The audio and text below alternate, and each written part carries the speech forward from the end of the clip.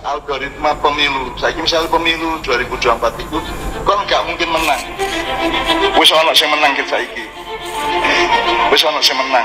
Karena Indonesia dikuasai oleh Fir'aun yang namanya Jokowi. Cak Nun, menurut Anda nih, sudah memanusiakan manusia nggak dengan menyebutkan Pak Jokowi seperti Fir'aun? Katakan tadi itu, jadi Cak Nun bukan hanya tidak, itu telah melanggar kata-katanya sendiri, Pak. Okay. Apakah menurut Anda terlalu atau tidak?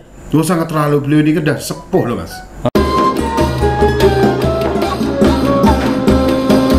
Assalamualaikum warahmatullahi wabarakatuh. Waalaikumsalam warahmatullahi wabarakatuh. Pemirsa Parasuara TV, cendekiawan Muslim MH Ainun Najib atau Cak Nun menjadi perhatian setelah mengibaratkan Presiden Joko Widodo atau Jokowi seperti Fir'aun. Cak Nun juga mengaku dia kesambet saat mengucapkan hal itu. Nah, ini belakangan seperti itu ya. Nah, seperti dilansir Detik Jateng nih, potongan video ceramah Cak Nun menyebut Jokowi sebagai Fir'aun dan Menko Maritim dan Investasi Luhut Binsar Panjaitan seperti Haman. Kemudian ada pengusaha yaitu Antoni Salim itu seperti Korun. Nah, kita coba ini pemirsa dengar statement atau video, potongan video yang viral dari Cak Nun. Algoritma pemilu, saya misalnya pemilu 2024 itu kan nggak mungkin menang. Wis ono sing menang kita iki. Wis ono sing menang. Karena Indonesia dikuasai oleh Fir'aun yang namanya Jokowi, oleh Korun yang namanya Antoni Salim dan 10 naga, gak 9, 10 saya kira. Terus Haman yang namanya Luhut. Nah, kira-kira ini yang menggelitik kami. Dulu Cak Nun mengatakan bahwa Pak Jokowi itu sebagai wali mastur. Wali mastur itu wali tersembunyi. Ini luar biasa statement ini gitu ya dari seorang Cak Nun. Kemudian ini baru-baru ini mengatakan Jokowi seperti Fir'aun. Saya nggak habis pikir ini Cak Nun. Kira-kira ini menurut Anda ini Cak Nun itu sedang apa ini? Ya, ini yang sedang ramai itu saja ya. Intinya ini ramai dan menjadi pertentangan di mana-mana. Yang kalau dalam hal ini saya akan melihat dari sisi budaya karena memang beliau budayawan seperti yang dikatakan kemarin bahwa saya adalah pengagum Cak Nun. Iya, maka itu banyak juga yang anggaplah mendebat saya. Saya berposisi sebagai saya melihat seseorang itu ya sebagaimana ia adalah manusia. Artinya konsep dalam dunia sastra adalah memanusiakan manusia. Memanusiakan manusia itu bisa berarti ngewongke kata orang Jawa, tetapi juga kita memanusiakan manusia, melihat manusia itu dalam konteks seutuhnya bahwa di dalam Al-Quran dikatakan manusia adalah ciptaan yang terbaik, tetapi di lain sisi Al-Quran juga menyebutkan manusia bisa berada dalam keadaan merugi kecuali illalladzina amanu wa amilus salihah. Kemudian ulama mengatakan al-insanu mahallal khata' wan nisyan. Konteksnya dengan Cak Nun, walaupun saya adalah penggemar beliau atau pengagum karya-karya beliau, dalam konteks ini ketika masuk ke dalam persoalan khata atau salah atau keliru atau apapun, tetap juga kita harus mengkritiknya. Hanya saja tidak perlu juga untuk berlebihan seperti yang ada ini. Hal yang perlu digarisbawahi juga menurut saya bukan hanya pada konteks penyebutan nama-nama, tapi runutan kalimat di depannya itu. Ada persoalan yang berkaitan dengan pemilu yang ini kayaknya banyak luput dari bahasan, walaupun mungkin kita tidak bahas di sini ya. Ada yang menanyakan ke saya, Pak, apakah ini melanggar hukum atau apa? Saya bukan ahli hukum, tapi yang pasti Cak Nun telah melanggar kata-katanya sendiri. Di dalam naskah-naskah beliau, bahkan di dalam kasetnya yang saya punya, dia mengatakan bahwa kita bukan hanya harus benar, tapi juga baik. Karena benar belum tentu baik, baik juga belum tentu benar. Nah, apabila menyampaikan sesuatu seperti itu sebagai seorang tokoh dan di depan umum, kira-kira benar atau tidak, apalagi baik. Nah, disinilah yang menurut saya sebagai kritik dari orang yang mengagumi beliau, walaupun juga saya berharap kepada yang mengkritik berlebihan, janganlah, kembalikan bahwa manusia adalah manusia, bahwa pada saatnya pasti ada benarnya dan pada saatnya tidak mungkin ada salahnya. Oke, Cak Nun, menurut Anda nih sudah memanusiakan manusia nggak dengan menyebutkan Pak Jokowi seperti Firaun? Katakan tadi itu, jadi Cak Nun bukan hanya tidak, itu telah melanggar kata-katanya sendiri, Pak. Oke, iya. Saya pengen ketegasan itu aja, itu aja. Terlalu nggak nih? Ya kalau kata-katanya sendiri dilanggar, ya terlalu. Ya pemirsa Pada Suara TV, Firaun sebagaimana dikisahkan di dalam Al-Quran adalah sosok raja yang lalim. Dia mengaku Tuhan. Sedangkan kalau kita kontekskan ke Pak Jokowi, tidak ada pernyataan Pak Jokowi sehebat apapun Pak Jokowi dia mengaku sebagai Tuhan. Kan nggak ada ya, nggak pernah. Zaman Firaun, orang yang memiliki laki-laki dibunuh Pak Jokowi. Gendongan akhirnya, aduh. Cak Nun, saya pikir ini bukti kecintaan kita macam ya. Sebagai kecintaan, tetapi statement Cak Nun saya pikir kurang tepat dalam hal ini, walaupun seorang tokoh ya mestinya banyak lebih arif dan bijaksana ketika melakukan statement. Kemudian juga Haman itu adalah arsiteknya Firaun yang membangun gedung tinggi-tinggi agar Firaun bisa melihat Tuhannya Nabi Musa. Nah, itu diasosiasikan ke Pak Luhut. Nah, saya pikir juga kurang tepat di sini. Dan juga Antoni Salim sebagai Korun. Korun adalah orang kaya raya, kemudian juga sangat kikir sehingga ditenggelamkan juga oleh dengan harta-hartanya. Gitu. Nah, Ki Jenar, saya ingin penegasan. Anda ini kan sosok pelaku budaya, walaupun tarafnya bukan budayawan ya. Pelaku budaya, terus pecinta budaya, terus kemudian pecinta kidung. Nah, kalau melihat sosok Cak Nun, ya sedikit saja ilustrasi Anda seperti apa, dan statement Cak Nun ini apakah menurut Anda terlalu atau tidak?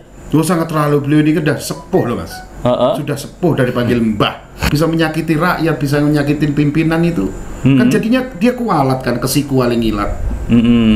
Ya, dengan kesatiran minta maaf lah. Minta maaf sama Jokowi, sama Pak Luhut juga berarti minta maaf kepada kita ini penggemarnya. Kalau hari ini saya benci dengan Cak Nun, benci adalah cinta yang berlebihan. Kebencian adalah cinta yang berlebihan. Itu yang terjadi saat ini. Mungkin lebih tepatnya bukan benci, tapi kecewa terhadap statement Cak Nun. Benci saya dengan omongannya. Itu udah sepuluh, udah boleh ngomong gitu. Kualat loh, Mas. Kesiku, waling ilat. Ini seorang presiden. Dan ini seorang jenderal besar, perwira. Tapi pasti maklumin. Maaf, minta maaf saja pasti maklumin. Walaupun hukum tetap berjalan. Oke. Kalau konteksnya itu ada kidung yang kira-kira menjadi inspirasi kita agar dalam menapaki kehidupan itu ya lebih tertoto, lebih bijak, gitu ya, lebih ma'rifat lah. Ada. Kidung apa ini? Kidung Pangkur. Pangkur adalah mungkur kudune wis tuwa, mari kita mungkur kadonyan. Ini maknanya Pangkur adalah agar orang-orang yang sudah sepuh, sudah mumpuni itu berpalinglah dari dunia. Oke. Silakan, Ki. Uripe sapisan rusak, nora mulul nalare ting saluwer, kadita kuwa kang asirong, sinerang ing maruta, kumarenggeng angger nganggung kumrunggung, pindho padane si muda, prantene paksa kumaki. Nun sewu, demikian. Itu kira-kira apa ini? arti dari kidung ini? Kesimpulannya dalam kidung ini kalau di bahasa Indonesia kan hidup sekali mbok jangan dibikin rusak. Kemudian nanti kalau rusak kan jadi seperti gua yang kosong, kemudian ditiup angin, ngomong juga kalau udah rusak kan ngomong sembarangan juga rusak. Kalau ngomongnya rusak berarti dia udah kosong, berarti karomanya dicabut kalau orang ngomong. Saya dulu pernah jadi dukun, dicabut karoma saya udah nggak manjur. Itu jadi kemudian Baer yang terakhir akhirnya kekurangan ilmu, jadi terlihat kekurangan ilmu di mata-mata beliau yang sudah mumpuni ini, kita kelihatan kekurangan ilmu. Karena jadilah karena dia angkuh gitu. Di istilah saya pribadi itu ada nama P4. Pamor, pamrih, pangapus, panggungung. Wis di pamor, mesti pamrih itu manusia. Pamrihnya udah lancar, pasti pangapus jadi ngapusi. Ngapusi udah lancar, wis kesurupan makin jadi itu tadi pamor, pamrih, pangapus, panggungung. Udah kelakuannya kayak gitu masih panggungung, minta diciumin tangannya, minta dicatat sebagai pahlawan, minta dihormati dan nggak mau ditegur oleh anak kecil begini. Demikian saya. Oke, ya, tetapi tadi sebagai pepeling ya, pengeling kita pepeling saja, bahwa penyakit manusia itu memang ada itu ya, ada 4 ituan ya. Iya, ada ituan, ya. Pamor, pamrih, pangapus, lan panggungung. Jadi mengasosiasikan bukan terhadap Cak Nun loh gitu. Oh enggak, di dalam ini kajian saya. Cuman memang penyakit manusia itu seperti itu ya. Iya. Ada 4 itu, pamor, pamrih, pangapus, panggungung. Nah, kemudian satu lagi. Udah, cuma P4 namanya. Pamor, pamrih, pangapus, panggungung, itulah manusia. Kalau saya pilih 5, Pak. Masih tambah satu lagi. Permisi. Permisi. Ya, pemirsa, mudah-mudahan ini kita menjadi introspeksi lah, pengingat kita bahwa para pendahulu kita sudah memberikan sebuah wejangan yang sangat luar biasa ini. Ini kalimat atau kata-kata bukan kalimat biasa. Ini penuh dengan magis, penuh dengan makna dan penuh dengan filosofi. Kalau kita kembali terhadap kata-kata kidung ini sangat luar biasa. Kita dituntut untuk lebih bijak, kemudian kita juga dituntut untuk lebih menghormati terhadap orang, dan juga kita semakin tua atau semakin kita memiliki ilmu, semakin kita menyadari bahwa kita banyak kekurangan. Mungkin seperti itu ya, Ki ya. Kalau kita belajar dari falsafahnya. Perkataan Cak Nun, karena dia seorang tokoh budayawan, pasti dipercayai dan banyak pengagumnya.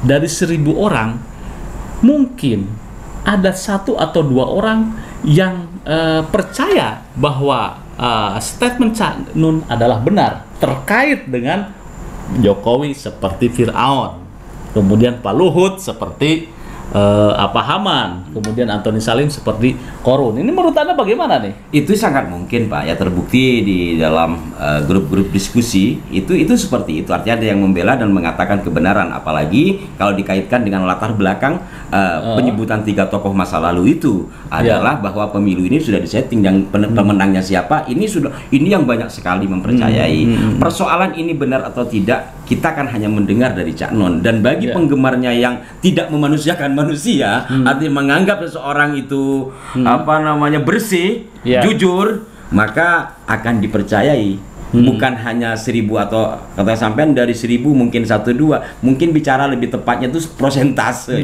Sekian persennya pasti akan bertahan. Itu saya melihat dari sisi diskusi kami dengan sejumlah teman gitu.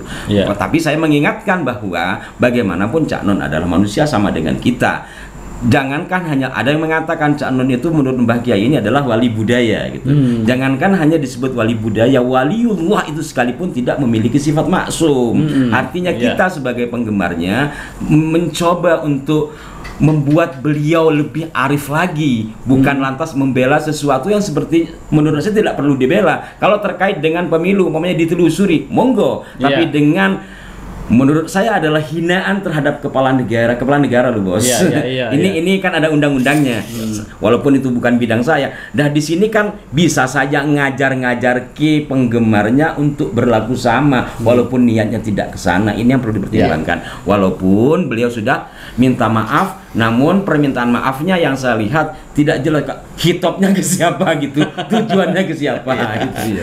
Oke, ada permintaan Cak Nun bahwa dia meminta maaf terhadap orang yang kecipratan terhadap statement-statementnya atau yang merasa tersengat.